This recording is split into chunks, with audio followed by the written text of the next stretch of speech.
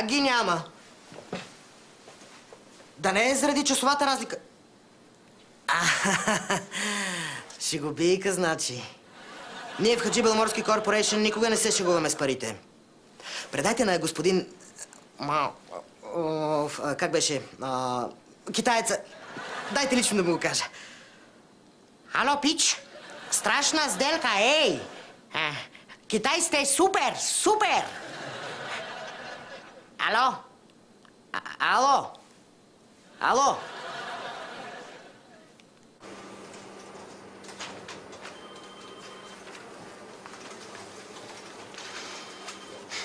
Профилактичните прегледи са много приятни. Винаги можеш да се оплачеш от болки в корема или някъде другаде. И те са длъжни да те проверят. Разкош.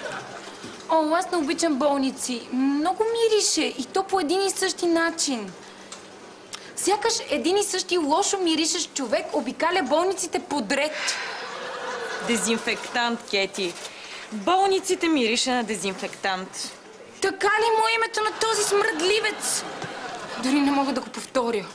А дори и наистина да те боли, веднага ти минава, щом видиш някой сладък доктор. Или най-добре стажант. Малки, сладки, наивни момчета. Всички доктори са мошеници. Малки, меркантилни, долни мошеници. Чудесни новини. Пускам нов продукт и ще го рекламираме в сутрешния блок.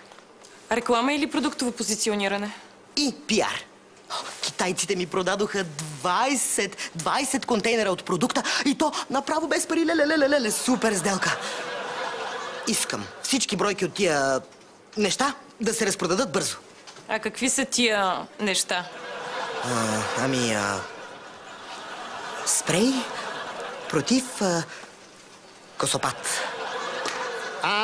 Не! Без мене!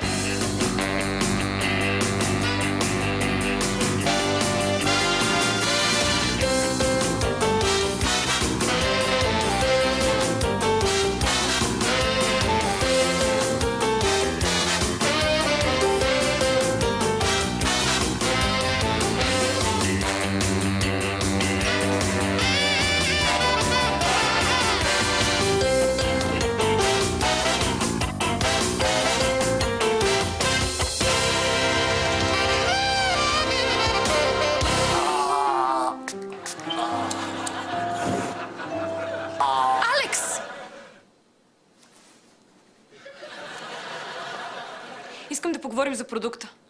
Кой продукт? Спреят за коса. Да. Харесвам ентусиазма ти. Да, но все пак, какво му е действието? Не знам. Виж опътването.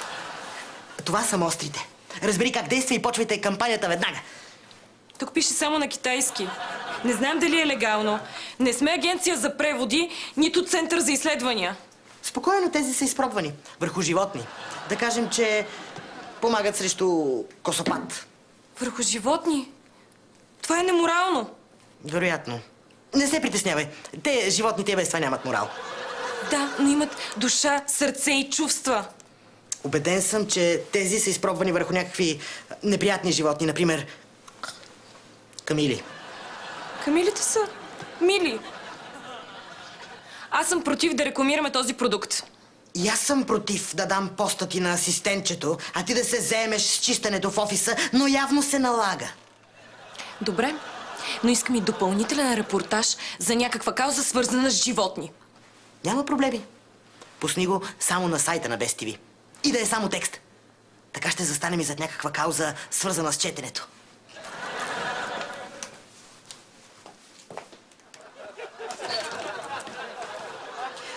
Паци е толкова красив, когато спи.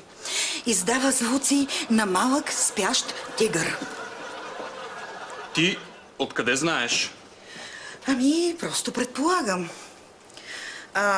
Чисто хипотетично, нали не е незаконно да влезеш в дома на някой и да го наблюдаваш как спи?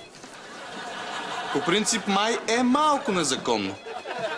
Веднъж гледах в един филм как една маниачка влезе в апартамента на главния герой и го изкорми. Снукторезачка от швейцарското нощче. Ако хипотетично си правил нещо със спящия? Ако си го заклал, да, незаконно е.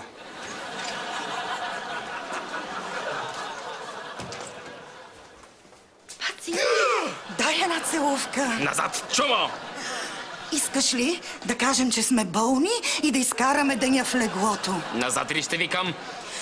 О, Паци, искам да викаш моето име в леглото. Аз го викам всяка вечер. В кошмарите си. Ти ме сънуваш? Искаш ли след 5 минути да се видим в туалетната, слънце мое? Тъкмо туалетната ще светне. Имам си друга работа. Да те избегна. Ела тука, гушуме! Пацо, прави се на мъртъв. Скоро ще съм!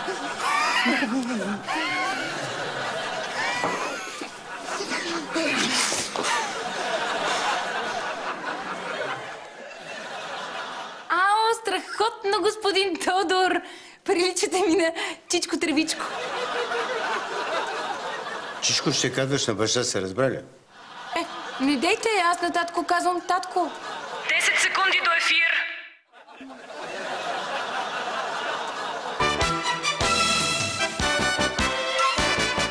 Добро утро! Вие сте със сутрешния блок на Без ТВ и с мен, Тодор Колев. Вие също сте със сутрешния блок на Без ТВ. Добро утро и от мен, Кети Стоева! Започваме с обичайния преглед на печата.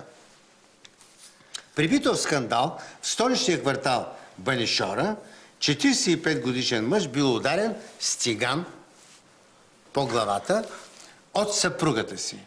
Лекарите от реанимацията в Пирогов твърдят, че само наскоро порасналата коса е спасила мъжа от летална черепна травма. Мъжът е с 60% изгаряне и опасност за живота. Защото тиганът, с който е ударен, е бил пълен с вряло олио и препържени картофи, заради които именно е избухнал скандалът. Но, ако се е пръскал упорито с буйната коса, щеше да поеме горещата мазнина и той нямаше да има никакви изгаряния. Това беше прегледът на печата, а вие останете с Без ТВ. Какво ли всъщност е това? Някаква китайска тъпотия.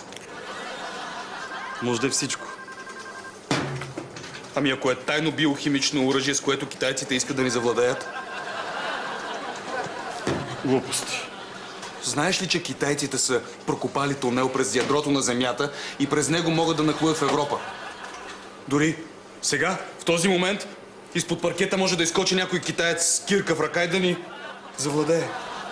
Не вярвам да е копал през тавана на долния етаж. Те искат да ни поробят. Завиждат ни. Защото са ни големи. Значи, завистливите китайци ще ни унищожат, защото са ни големи? И ти си го чел. Знаех си, че не е измислица. Знаеш ли за масоно-китайския заговор? Време е за нашата нова рубрика «Излекувай се по телефона». В тази рубрика вие, зрителите, ще споделите болешките си, а ние ще ви даваме лечебни съвети. Ало! Ало! Чуваме ли се? Ето, че имаме зрител на телефона. Чуваме се. Значи, мене ме боли нещо в областта на кръста. Какво да правя? Отговорете ми честно. Вие имате ли коса? Нямам.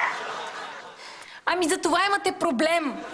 Ако направите нещо съвсем незначително, съвсем нищожно незначително, можете да промените живота си из основи само с едно пръс.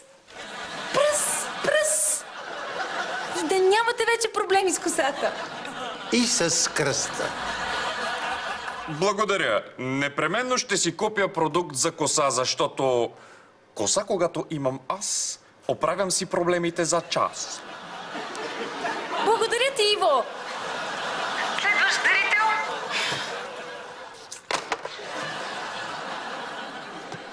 Намираме се в Борисовата градина. Хубавото време е изкарало навън много майки с деца. Ето тук виждаме една млада майка и нейното бебе. О, какво хубаво момченце! И колко сладко спинка! Но си няма косичка. Този проблем може да бъде решен веднага, благодарение на...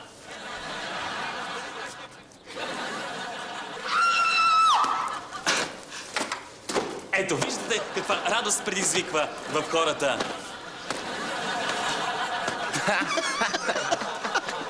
Подготвяйте госта веднага! Бързо да влиза! И къде е Пацо? Пацо!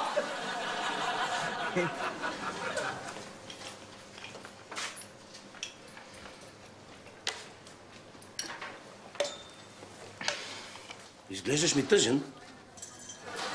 Не съм тъжен, а стресиран. Една жена иска да се възползва от мен. Сексуално. Жена ловец. Как така? Ловци, преследвачи на дивеча. Никакъв дивеч. Ти си дивеча, ти. Тези жени, Пацо, искат секс и знаят как да го получат. Преследват те, докато не ти пробудат сърцето. Или докато ти не ги пробудеш. Няма ли начин да се измъкна? Има един начин. Кажи. Прекалено е рисковано. Готов съм на всичко. Не искам да бъда дивеч. Омърсен дивеч. Ако не искаш да си омърсен дивеч, трябва да станеш ловец. А това като при нинджите. Само една черна нинджа може да победи друга черна нинджа. Не. Ако искаш да се отървеш от нея, трябва да й се натискаш, да й говориш мръсоти, да я преследваш. Ако тя е дивеч, ти не си дивеч. Аз не съм дивеч. Да. Аз не съм дивеч. Не си. Аз не съм. Аз не съм дивеч. Аз не съм дивеч. Аз не съм дивеч. Време е за нашият гост. Старши научен сътрудник от БАН доцент Петров. Доцент Петров е направил важно изобретение. Какво? Аз и моят научен екип от БАН разработихме препарат, който ще помогне за озеленяването на обеззалесените части и места на планетата, които са с обща площ, така, около... Помислили ли сте за вашето лично залесяване? В смисъл? Буквален. Чек. Моля ви се. Какво правите? Хей, красавице. Вау! Страхотна коса! Да, имам я благодарение на Easy Hair. Easy Hair! Какво е това? Easy Hair е най-лесният начин да имаш здрава и изпълнена с живот коса. Преди бях плешив, жените ме ненавиждаха, сега ме обожават. Easy Hair. Мяу! Извинявайте, какво правите? Ето, че доцент Петров е вече с коса благодарение на Easy Hair. И вече прилича на истински учен.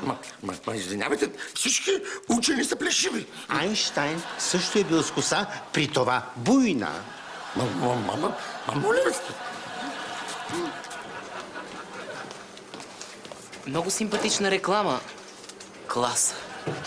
Никога повече няма да се покажа на улицата. Ударихме дъното. Не, това не е дъното. Това е Марианската падина. На срама. Ма защо така негативно? Защо дъното? Това е върхът. Еверест. На срама. Пацо, ти чу ли, че някакъв хомосексуалист с наднормено тегло бил намушкан многократно в някакъв офис? При това в работно време. Ау! Но това е кошмарно. Бедният. Сигурно е станал жертва на фрустриран от посредствената си изява режисьор на пулт. Не. Станала е жертва на безмерната си наглост. Много ти е хубава косата. Как я поддържаш? Господин Тодор, не ви ли се струва, че на тази перука е пораснала още повече коса? По-скоро ще се направи пирсинг на пъпа, отколкото на тая перука да й порасне нещо. Супер! Ще ми покажете ли после как ви стои? Продажбите са се вдигнали, но все още имаме 6 контейнера. Искам да направите логото по-голямо. Не, още по-голямо. И всички, които влизат в ефир, да са с брандирани тениски и шапки, включително гостите. Ние сме сутрешен блок, не телешоп. Трябва ни още нещо. Още нещо. Люти! Очите ми! Ето какво! Да. От сега нататък го рекламирайте и като спрей за самозащита. Easy Hair, спрей за самозащита. Абе, бе, не мисли мащабно. Ще му сменим името. Ще се казва вече Easy Help. Чичо, това ти ли си? Помощ, Чичо! И помогни на племеницата ми. Хайде, Кети, миличка, да отидем да си измиеш очите. Не ги виждам, не мога.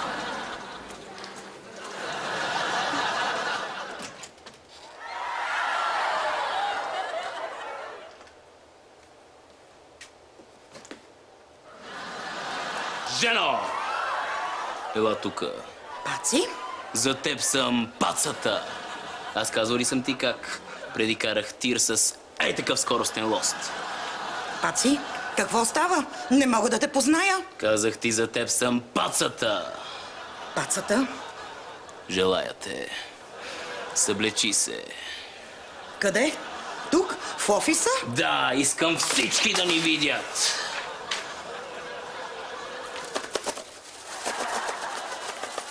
Но, Паци...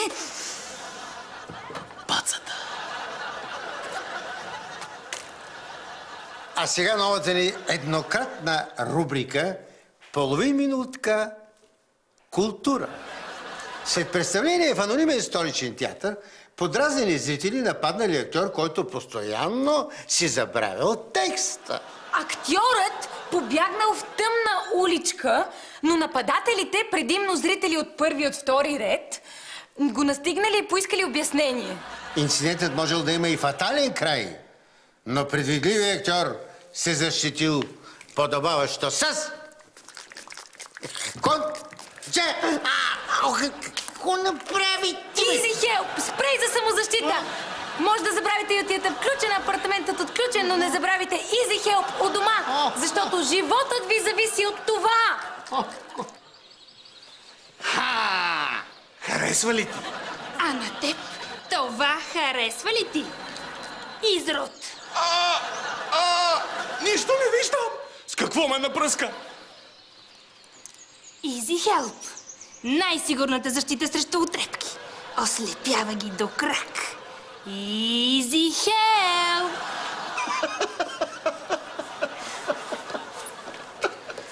Никога през живота си не съм се срамувала толкова. Тък му ще има за какво да пишеш в тайният си дневник. Къде знаеш за дневника ми? Албена!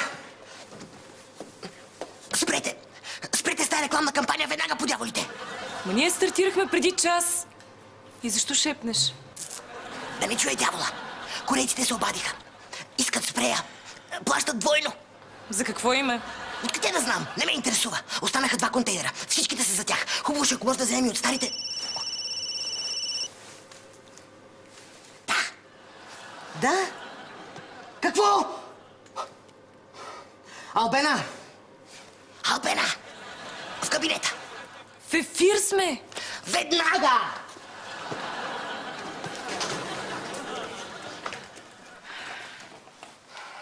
Лоша новина. Само с рекламата от тази сутрин сме продали и последните 2 контейнера. Честито. Връщам се в апаратната. Казах лоша новина. Трябва да си върнем обратно флаконите и от 2 продукта. Те са един и същ продукт. Все тая.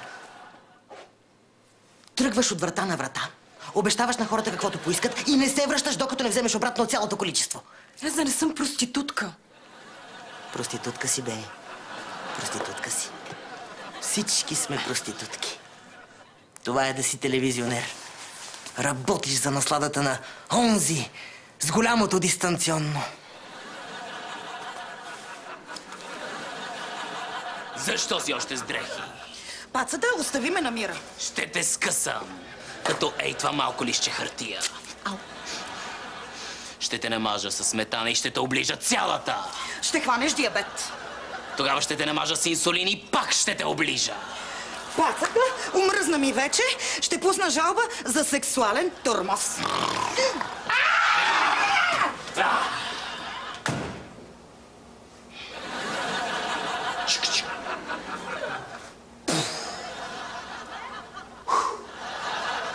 Аз не съм дивеч!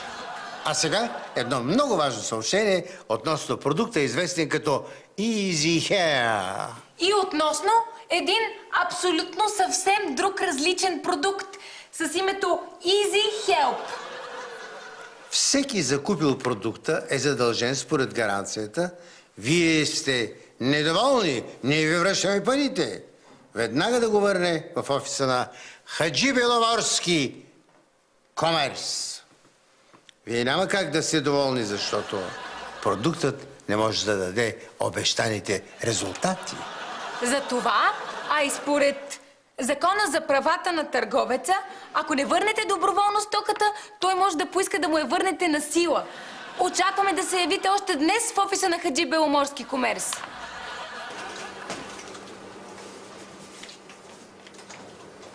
Чудесни новини. Премии. Върнахме си 20-те контейнера стока. Без един флакон.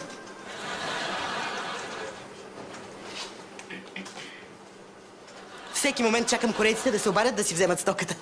Оп! Ало? Какво?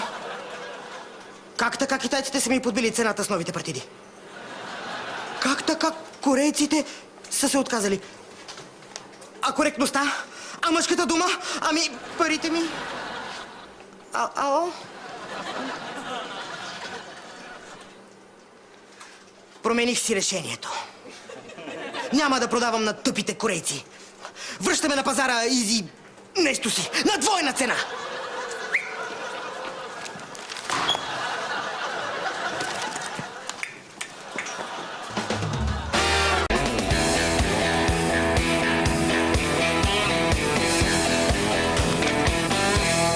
Тоци, може ли една целувка? Какво Тоци, бе? Аз се казвам Тодор Колев. Тодор! А може ли да ти викам Мечо? Мечо ще викаш на дядо си Прашчо. Днешният ни гост е жена, която е направила опит за самоубийство в Благоевград. Скочила от висока сграда, но не успяла да умре, защото гърдите и омекотили удара. В предварителния ни разговор тя сподели, че е използвала този вълшебен продукт за оголемяване на бюста.